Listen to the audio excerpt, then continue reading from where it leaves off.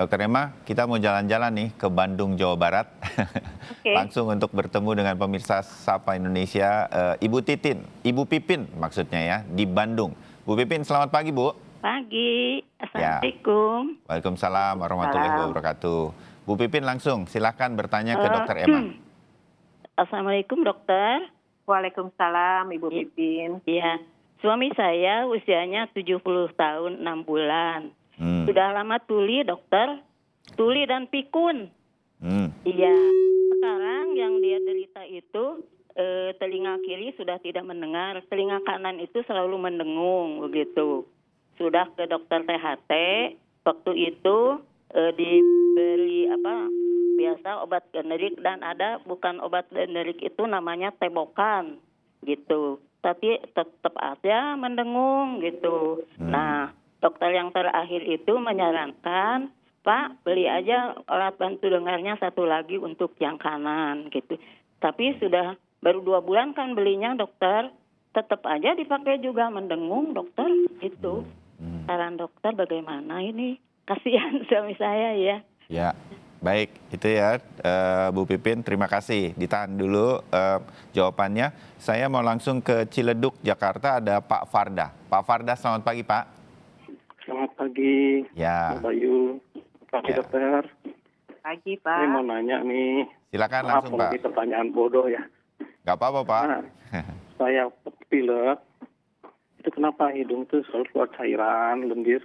Mm-mm. Jadi apakah sebagian dari otak itu menjelma menjadi pilek, jadi phlegm? Dan yang kedua, itu sudah vaksin kalau nanti dapat, apa pakai masker? Karena bernafas dengan masker susah. Oksigennya kurang Bu dokter. Gitu aja, Bro. Terima kasih. Selamat Baik. pagi. Terima kasih banyak Pak Farda. Nah, kita langsung boleh jawab Ibu Pipin di Bandung, Jawa Barat ya, Dokter Emma, silakan. Baik.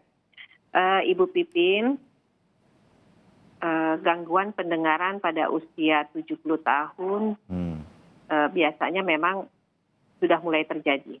Ya. Ya. Tapi sebenarnya memang ada yang lebih cepat, ada yang agak lambat.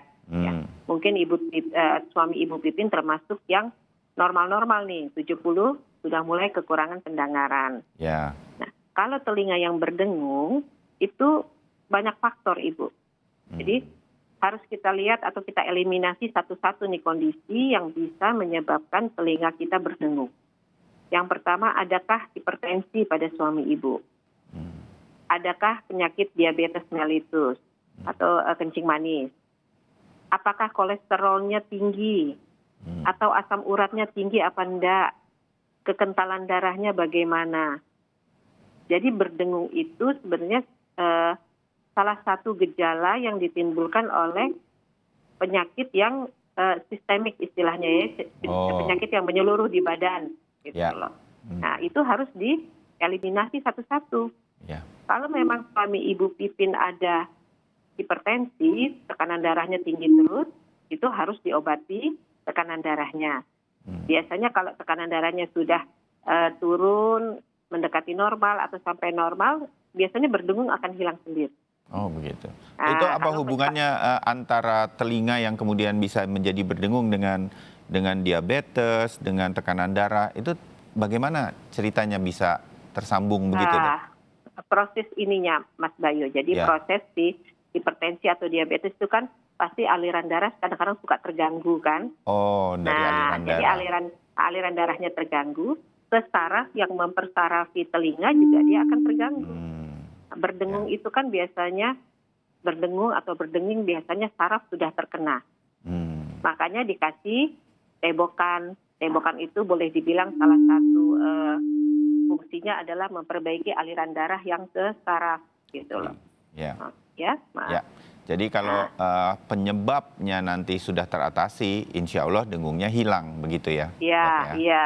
Oh, Jadi oke. harus dicari satu-satu dulu. Ya. Kalau masalah alat bantu dengar, Ibu beli alat bantu dengarnya di mana?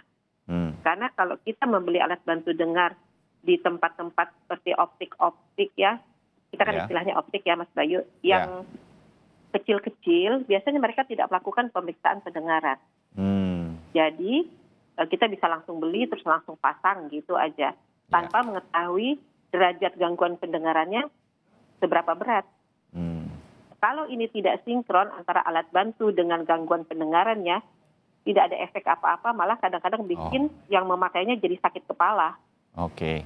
Ya. Jadi pembelian alat bantu dengar pun harus di tempat yang direkomendasikan oleh dokter THT Ya. dengan membawa hasil pemeriksaan pendengaran yang terbaru. Jadi bisa disinkronkan nanti dengan alatnya. Ya, benar-benar disesuaikan seperti kacamata dengan mata kita, minus plusnya gitu kira-kira ya dok. Ya, Baik, begitu. Oke, Bu Pipin, mudah-mudahan cukup jelas ya, dicoba nanti upaya-upayanya.